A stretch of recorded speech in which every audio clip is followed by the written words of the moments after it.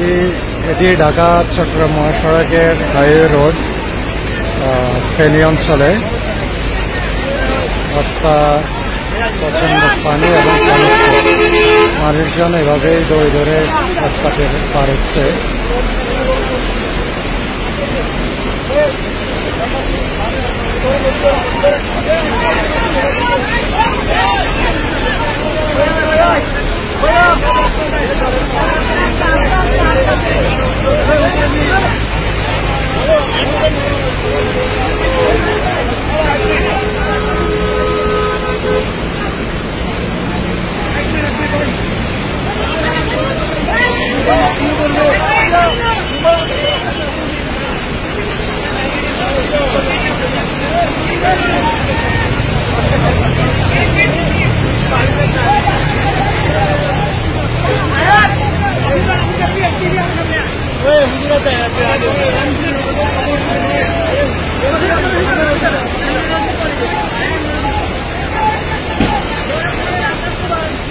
अरे